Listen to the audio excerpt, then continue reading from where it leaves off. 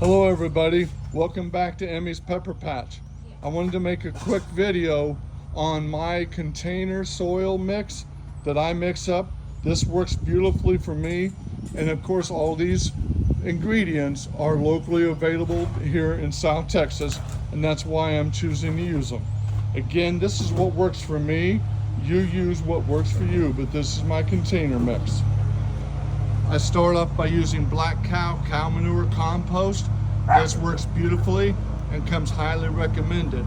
It is a 0.5, 0.5, 0.5. It works, I use this even in my seedling mix. And then I use a potting soil mix. Performance Organic is the cheapest, but it works. And then I use peat moss. I know all of you out there saying I shouldn't be using peat moss because it's not sustainable. You could use cocoa coir, ground up coconut shells, or peat moss. You use what you're comfortable with. This is available to me in huge quantities here. That's why I use it. I could at some point switch to cocoa coir, but for right now I'm going to use peat moss. Again, you use what you're comfortable with. I just wanted to start showing you the ingredients. And of course with this I'll be adding vermiculite and perlite. Without further ado, we're going to start the mixing process. All right, the ratios I use is 1 part compost, 1 part container soil mix, 1 part peat moss, 1/5 a part of perlite, and 1/5 part of vermiculite. We're going to start the actual mixing of the soils.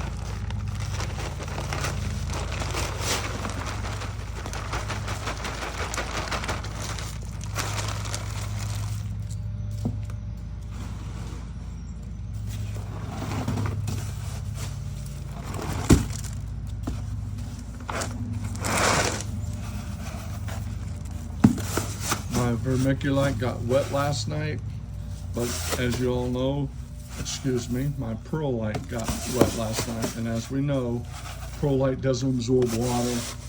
So what it does do will keep down the dust that when you work with perlite usually happens. By having it wet, you don't get that dust, but it's not affecting the perlite whatsoever. Now we're gonna mix in the vermiculite, which does hold moisture, but again, even if it got wet, it would be no problem because that's what it's designed to do anyway.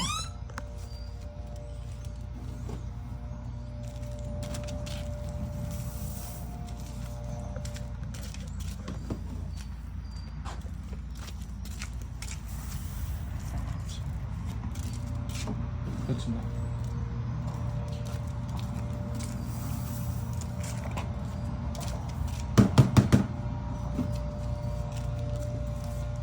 Now we're going to mix in the peat moss.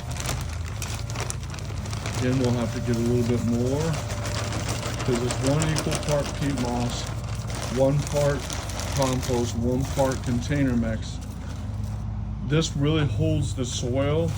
If you're in a not so hot climate other than South Texas, it will really hold the soil.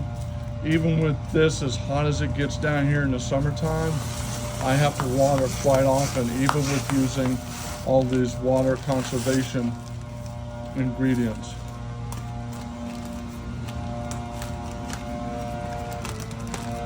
And of course, they choose to mow the lawn at the same time I'm making a video.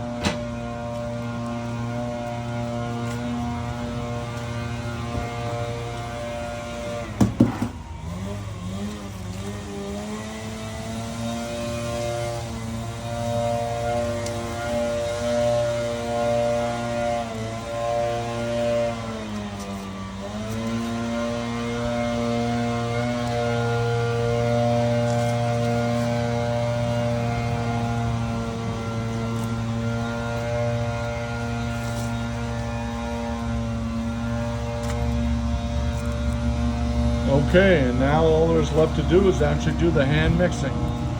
We want to get this completely mixed so there's equal parts throughout.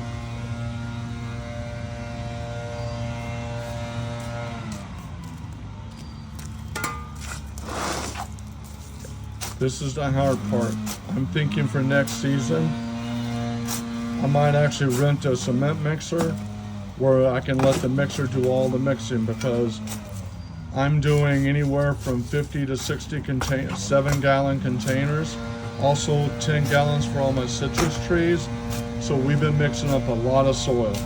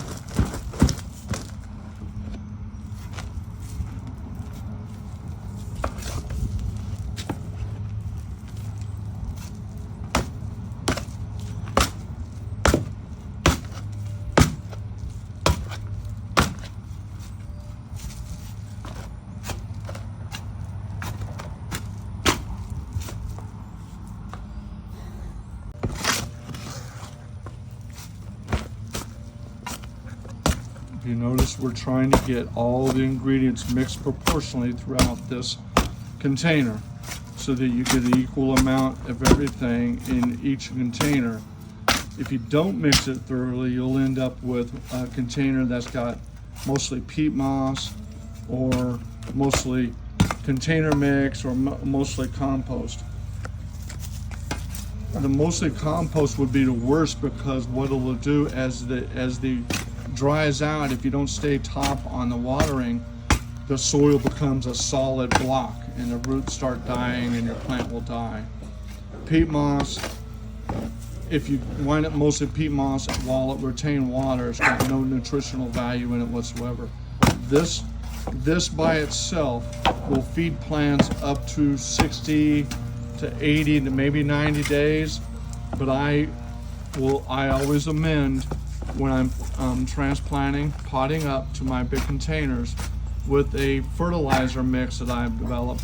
That'll be my next video. I'm going to be showing you my amendment mixture that will go into the containers once I'm potting up.